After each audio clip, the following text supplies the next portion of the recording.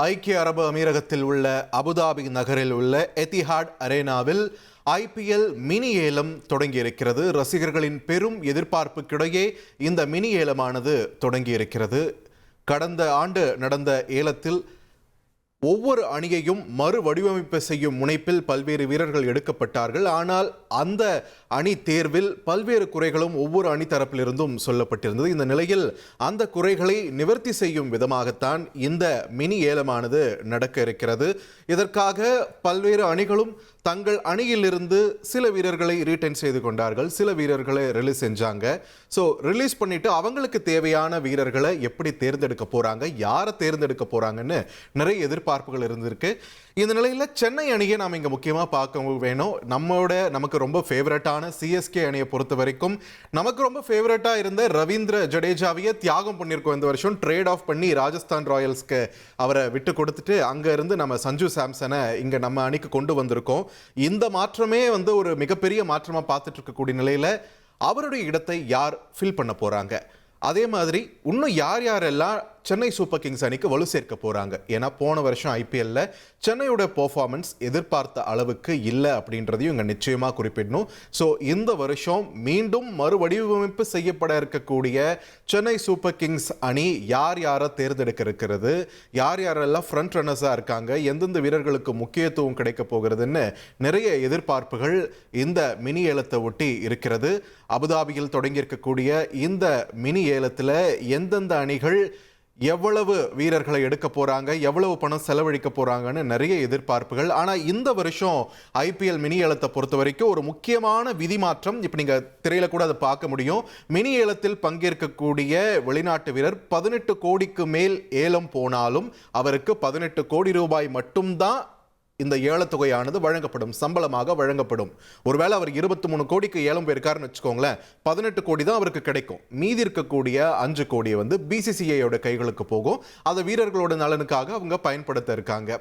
அதே மாதிரி இங்க சென்னை அணியை பொறுத்த வரைக்கும் நம்ம கார்டில் பார்க்குறோம், ஜடேஜாவை ட்ரேட் ஆஃப் பண்ணியிருக்கோம், பத்திரானாவை விடுவிச்சிருக்கோம். ஸோ மாற்று வீரர்களை யாரை தேர்ந்தெடுக்க போறோம், நமக்கு அணியின் தேவைகள் யார், ஜடேஜாவுக்கு முக்கியமாக யார் இங்கே ரீப்ளேஸ் பண்ண போகிறாங்க, இந்த மாதிரி நிறைய எதிர்பார்ப்புகள் இருக்கிறது.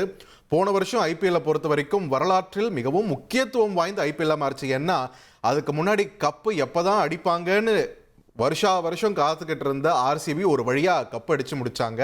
18 வருஷம் ஆச்சு அவங்க கப்பு அடிக்கிறதுக்கு. ஆனால் அந்த ஆர்சிபி அணி, ராயல் சேலஞ்சர்ஸ் பெங்களூரு அணி கப்படிச்சு அந்த வருஷம் தான் ஆல்மோஸ்ட் எல்லா அணியினருமே தங்களுடைய அணியோடைய வடிவமைப்பில் நிறைய குறைகளை சொல்லியிருந்தாங்க. அந்த குறைகளை நிவர்த்தி செய்யும் விதமாக தற்பொழுது இந்த ஐபிஎல் மினி ஏலமானது தொடங்கியிருக்கிறது. ஸ்மாட் தொடரில் சிறப்பாக விளையாடி வரும் வீரர்கள், அது மட்டும் இல்லாமல் ஆஸ்திரேலிய ஆல்ரவுண்டர் கேமரன் கிரீன் அதிக தொகைக்கு ஏலம் போக வாய்ப்பு இருப்பதாக கள வல்லுநர்கள் நமக்கு தெரிவிக்கிறாங்க. இது தொடர்பான முக்கிய செய்தியை நம்ம தொடர்ந்து பார்த்துட்டு இருக்கோம். மொத்தம் 10 அணிகள், 77 ஸ்லாட்ஸ், மொத்தம் எத்தனை வீரர்கள் இருக்காங்க? 369 வீரர்கள் ஏலத்தில் களம் காண இருக்கிறார்கள். ஸோ இந்த 369 வீரர்கள் இந்த பட்டியலில் இருந்து எந்தெந்த அணி எவ்வளவு வீரர்களை எடுக்க போறாங்க அப்படின்ற ஒரு கேள்விக்கான பதில் நமக்கு நேரம் போக போக தெரிய வர இருக்கிறது. இந்த நிலையில ஒவ்வொரு அணிக்கும் மொத்தம் 10 அணிகள் இருக்கு இல்லையா, ஒவ்வொரு அணியும் நிறைய வீரர்களை ரிலீஸ் பண்ணியிருக்காங்க, ட்ரேட் ஆஃப் பண்ணியிருக்காங்கன்றதுனால அவங்க கையில் இருக்கக்கூடிய பட்ஜெட்லையும் இப்போ மாற்றம் ஏற்பட்டிருக்கிறது. அந்த வகையில் பார்க்கும்போது 10 அணிகளில் அதிகபட்ச தொகையோட ஏலத்தில் களம் காண இருக்கக்கூடிய அணி எது தெரியுமா? கொல்கத்தா நைட் ரைடர்ஸ் 64.3 கோடி ரூபாயோட ஏலத்தில் கலக்கு இருக்காங்க. இதுல சென்னையை பொறுத்த வரைக்கும் 2வது இடம் தான் 43.4 கோடி ரூபாயோட களம் காண இருக்காங்க. ஸோ தொடர்ந்து இது தொடர்பான கூடுதல் விவரங்களை வழங்க இணைகிறார் நமது செய்தியாளர் பாலாஜி. வணக்கம். இப்போ சொல்லிட்டு இருந்தோம் ஏலத்தொகை எவ்வளவு ஒரு டீமும் ரீட்டைன் பண்ணிட்டு இருக்காங்க அப்படின்றதான் பார்த்துட்டு இருக்கோம். அந்த வகையில 10 அணிகளும் எவ்வளவு தொகையோட இந்த ஏலத்துல களம் காண்றாங்க, விரிவான தகவல் பதிவு பண்ணுங்க. வணக்கம். 19வது ஐபிஎல் சீசனை முன்னிட்டு அபுதாபில ஐபிஎல் மினி ஏலம் தொடங்கியிருக்கு. 10 அணிகளும் மினி ஏலத்துல பங்கேற்று இருக்காங்க. அடுத்த ஆண்டு மார்ச் மாதம் ஐபிஎல் தொடரோட 19வது சீசன் நடக்க இருக்கு. அதை ஒட்டி தான் இந்த மினி ஏலம் நடக்குது. குறிப்பா பார்த்தோம்னா கடந்த ஆண்டு மெகா ஏலம் நடந்துச்சு, அதை தொடர்ந்து இந்த வருஷம் மினி ஏலம் நடக்குது. மினி ஏலத்துல குறிப்பா கொல்கத்தா மற்றும் சென்னை இந்த 2 டீமும் வந்து ஹையஸ்ட் அமௌண்ட்ஸ் வந்து பேலன்ஸ் வச்சிருக்காங்க. கொல்கத்தா கிட்ட சுமார் 64.30 கோடி இருக்கு, சென்னை கிட்ட 43 கோடி கிட்ட இருக்கு. குறைந்தபட்சமா பார்த்தோம்னா நம்ம மும்பை அணிகிட்ட தான் மிகவும் குறைந்தபட்ச தொகை இருக்கு. மும்பை அணிகிட்ட 2.25 கோடி வந்து மிச்சம் இருக்கு. இதே மாதிரி பெங்களூர் அணிகிட்ட சுமார் 16 கோடி ரூபாய் மிச்சம் இருக்கு. அதாவது பார்த்தோம்னா இந்த ஏலத்துல மொத்தமா வந்து 369 வீரர்கள் வந்து பதிவேற்றம் செஞ்சிருக்காங்க. தங்களோட பெயரை வந்து 369 வீரர்கள் ஐபிஎல் மினி ஆக்ஷனுக்கு என்ட்ரி கொடுத்திருக்காங்க. இதுல வந்து 281 பேர் வந்து இந்தியாவை சேர்ந்த வீரர்கள், 118 பேர் வந்து வெளிநாட்டு வீரர்கள். மொத்தமா இதுல 369 வீரர்கள் பங்கேற்றாலும் இங்க இருக்கிற ஸ்லாட் பார்த்தோம்னா வெறும் 77 இடம் தான். 77 இடத்துக்கு தான் இந்த 369 வீரர்கள் போட்டிக்கிறாங்க. அந்த 77 இடங்களை எப்படி நிரப்ப முடியும்னு பார்த்தோம்னா இந்திய வீரர்கள் அதிகபட்சமா 47 பேரை அணிகளால ஏலம் எடுக்க முடியும். அதே போல வெளிநாட்டு வீரர்கள் பார்த்தோம்னா 31 வீரர்களை இந்த ஏலம் மூலம் எடுக்க முடியும். இதற்காக இந்த 77 இடத்துக்கு தான் மொத்தமா 369 வீரர்கள் இந்த ஐபிஎல் மினி ஏலத்துல பங்கேற்று இருக்காங்க. குறிப்பா 5 முறை சாம்பியனான சென்னை அணியை பார்த்தோம்னா ஒரு அணியை பார்த்தோம்னா அதிகபட்சமா 25 வீரர்களை தங்கள் டீம்ல வச்சுக்க முடியும். அதுபடி ரிலீஸ் பண்ணது, ரிட்டர்ன்ஸ் பண்ணது இதெல்லாம் போக சென்னை அணி வந்து கடந்த சில மாதங்களுக்கு முன்பு 16 பேர் கொண்ட இறுதி பட்டியலை அறிவிச்சிச்சு. இப்போதைக்கு சென்னை அணியால அதிகபட்சம் வந்து 9 வீரர்களை இந்த ஏலம் மூலம் எடுக்க முடியும். இதுல அதிகபட்சமா 4 வெளிநாட்டு வீரர்களையும் ஏலம் மூலம் எடுக்க முடியும். இதே மாதிரி ஒவ்வொரு டீமுக்கும் அந்த சர்டன் பிளேயர்ஸ் நம்பர் இருக்கு. குறிப்பா நம்ம பார்த்தோம்னா சென்னை அணி ஜடேஜாவை ட்ரேட் செஞ்சு, ஆல்ரவுண்டர் ஜடேஜாவை ட்ரேட் செஞ்சு சஞ்சு சாம்சனை தங்கள் டீமுக்குள்ள கொண்டு வந்தாங்க. இது மட்டும் இல்லாம முக்கியமான வேகப்பந்து வீச்சர், அதாவது இலங்கையை சேர்ந்த வேகப்பந்து வீச்சர்னா பத்திரனாவையும் ரிலீஸ் பண்ணாங்க. இந்த 2 பிளேயருக்கு தான் சென்னை அணி வந்து யாரை ஏலம் எடுக்க போகுது, அதாவது ஜடேஜா விட்டு சென்றிருக்க வெற்றிடத்தை யார் நிரப்ப போறா, இது மாதிரி எதிர்பார்ப்புகளும் ஏற்பட்டிருக்கு. அது மாதிரி சென்னை அணிக்கு கிடைக்க போற வெளிநாட்டு வேகப்பந்து வீச்சர் யார், இது மாதிரியான எதிர்பார்ப்பும் இங்க வந்து அதிகமா இதாயிருக்கு.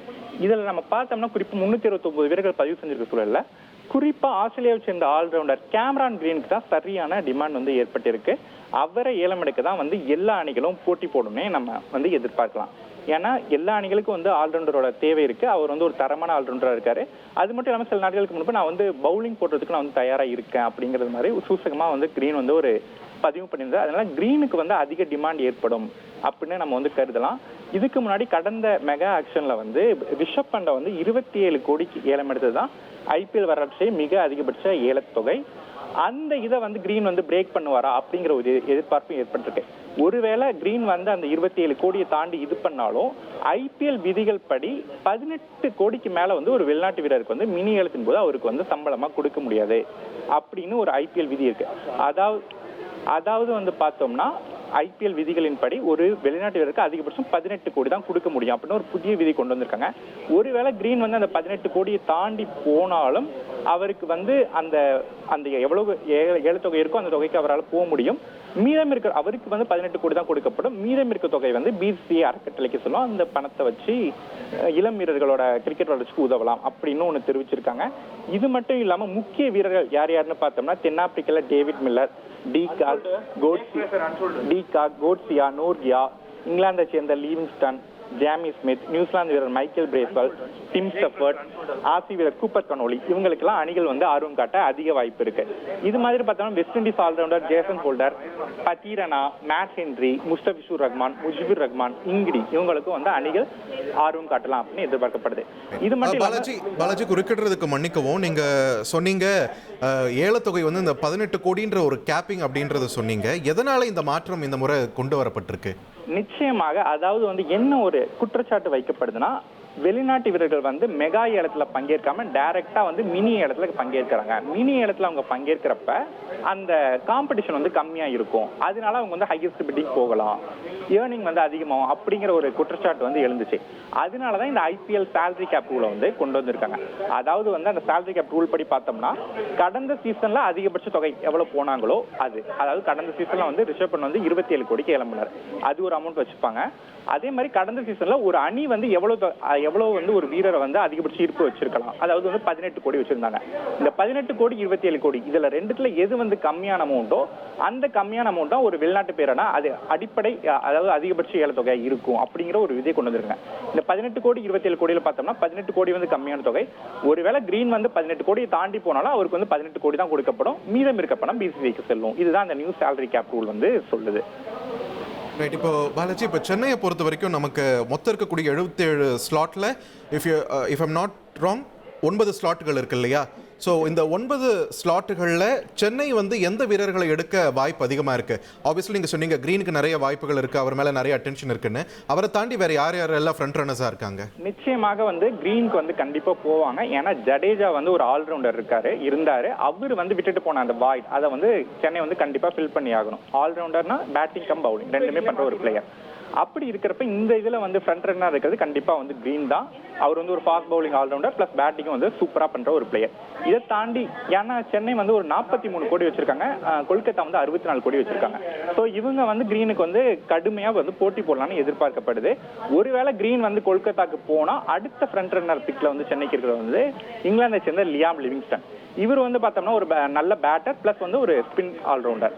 இவருக்கு வந்து சென்னை அணி போகலாம். இதை தாண்டி அடுத்த ஆப்ஷன்ல பாத்தீங்கன்னா வெஸ்ட் இண்டீஸை சேர்ந்த ஜேசன் ஹோல்டர். அவர் வந்து ஒரு ஃபாஸ்ட் பவுலிங் ஆல்ரவுண்டர். இவருக்கும் வந்து சென்னை அணி வந்து இவரை ஏலம் எடுக்கிறதுக்கும் முன்னிலை வகிக்கலாம். இதை தாண்டி பார்த்தோம்னா ஒரு வெளிநாட்டு ஃபாஸ்ட் பவுலருக்கு வந்து சென்னை அணி போகிறதுக்கு வாய்ப்பு இருக்கு. ஏன்னா வந்து பதிரனாவை ரிலீஸ் பண்ணியிருக்காங்க. ஒருவேளை திரும்பி வந்து பதிரானாவுக்கே இவங்க போகலாம். பதிரனாவை ரிலீஸ் பண்ண காரணம் வந்து அவருக்கு வந்து அதிகபட்ச தொகை கொடுக்குறோம் அப்படிங்கிற ஒரு காரணத்தை வச்சு தான் இது பண்ணி ரிலீஸ் பண்ணாங்க. இப்போ வந்து பதிரனா வந்து இந்த மினி ஆக்ஷன்ல வந்து குறைந்தபட்ச தொகையில, அதாவது வந்து ஒரு 13 கோடி கொடுத்தவங்க வந்து இப்போ வந்து 6 கோடி 7 கோடில எடுத்து கொஞ்சம் ஒரு ஃபியூ க்ரோர்ஸை வந்து சேவ் பண்றதுக்கும் ட்ரை பண்ணலாம். இதுக்கும் வாய்ப்பு இருக்கு. இதை தாண்டி தென்னாப்பிரிக்காவோட வேகப்பந்து நோர்க்கியா அவருக்கும் வந்து ட்ரை பண்ணலாம். இது இல்லாம வந்து ஆஸ்திரேலியாவோட ஆல்ரவுண்டர் சூப்பர் கனோலி அவருக்கும் வந்து சென்னை அணி வந்து ட்ரை பண்ணலாம். நன்றி பாலாஜி. நம்ம தொடர்ந்து பேசலாம். நேர்களே, அபுதாபியில் IPL மினி ஏலம் தொடங்கி இருக்கக்கூடிய நிலையில் ஒவ்வொரு அணிகளும் வெவ்வேறு தொகையோட எத்தனை வீரர்களை எடுக்க போறாங்க, யார் யாரை எடுக்க போறாங்க என்று நிறைய எதிர்பார்ப்புகள் இருக்கு. அந்த வகையில் இப்போ இந்த 10 அணிகளும் எவ்வளவு வீரர்களை எடுக்கலாம் அப்படின்ற ஒரு லிமிட்டும் இருக்கு. அதையும் இப்போ பார்த்துடலாம். அந்த வகையில் கொல்கத்தா நைட் ரைடர்ஸ் அணியை பொறுத்த வரைக்கும் 13 வீரர்கள் வரை அவங்க ஏலம் எடுக்க முடியும். அதில் 6 வெளிநாட்டு வீரர்கள். அடுத்ததாக சன்ரைசர்ஸ் ஹைதராபாத் அணியை பொறுத்த வரைக்கும் 10 வீரர்களை அவங்களால ஏலம் எடுக்க முடியும். அதில் 2 பேர் வெளிநாட்டு வீரர்களாக இருக்கலாம். நம்ம சென்னை சூப்பர் கிங்ஸ் அணியை பொறுத்த வரைக்கும் 9 வீரர்களை ஏலத்தில் எடுக்க முடியும். அதில் 9 ஸ்லாட்ஸ் வச்சிருக்கோம். அதில் 4 வெளிநாட்டு வீரர்களை எடுக்கலாம். ராஜஸ்தான் ராயல்ஸ் அணியை பொறுத்த வரைக்கும் 9 ஸ்லாட்ஸ் அவங்க கிட்ட இருக்கு. 9 வீரர்களை எடுக்கலாம். அதில் ஒரு வெளிநாட்டு பிளேயரை எடுக்க முடியும். அடுத்ததாக டெல்லி கேபிட்டல்ஸ் அணியை பொறுத்த வரைக்கும் 8 ஸ்லாட்ஸ் அவங்க கிட்ட இருக்கு. 8 பேரை ஏலம் எடுக்கலாம். அதில் 5 வெளிநாட்டு வீரர்கள் எடுப்பதற்கான இடம் இருக்கு. அடுத்ததாக டிஃபெண்டிங் சாம்பியன்ஸான ராயல் சேலஞ்சர்ஸ் பெங்களூரு அணி கிட்ட 8 ஸ்லாட்ஸ் இருக்கு. அதில் 2 வெளிநாட்டு வீரர்களை அவங்க எடுக்கலாம். அடுத்தது லக்னோ சூப்பர் ஜெயன்ஸ் அணியை பொறுத்த வரைக்கும் 6 ஸ்லாட்டுகள் இருக்கின்றன. அதில் 4 வெளிநாட்டு வீரர்களை அவங்க எடுக்க முடியும். அடுத்து குஜராத் டைட்டன்ஸ் அணியை பொறுத்த வரைக்கும் 5 ஸ்லாட்ஸ் அவங்க கிட்ட இருக்கு. அதில் 4 வெளிநாட்டு வீரர்களை எடுக்கலாம். தொடர்ந்து மும்பை இந்தியன்ஸை பொறுத்த வரைக்கும் 5 ஸ்லாட்ஸ் அவங்க கிட்டையும் இருக்கு. ஆனால் ஒரு வெளிநாட்டு வீரர் தான் அவங்களால எடுக்க முடியும். தொடர்ந்து பஞ்சாப் கிங்ஸ் அணியை பொறுத்த வரைக்கும் அவங்க கிட்ட 4 ஸ்லாட் தான் இருக்கு. ஆனால் 2 வெளிநாட்டு வீரர்களை அவங்களால எடுக்க முடியும் என்ற சூழல் இருக்கிறது. மொத்தம் 369 பிளேயர்கள். ஆனால் இருக்கிறதோ 77 ஸ்லாட்ஸ் தான். ஒரு கடுமையான போட்டியை நம்ம எதிர்பார்க்கலாம். இன்னும் குறிப்பாக சொல்லணும்னா இந்த ஏலத்தில் பங்கெடுத்திருக்கிற 5 வீரர்களில் ஒருவர் தான் தேர்ந்தெடுக்கப்பட வாய்ப்பு இருக்கு. அது யார்? இந்த 77 வீரர்கள் யார்? எந்த தொகைக்கு அவங்க ஏலம் எடுக்க போறாங்க? எந்தெந்த அணிகள் ஏலம் எடுக்க போறாங்க என்பது குறித்தான விவரங்களை தான் எல்லோருமே எதிர்நோக்கி கொண்டிருக்கிறோம்.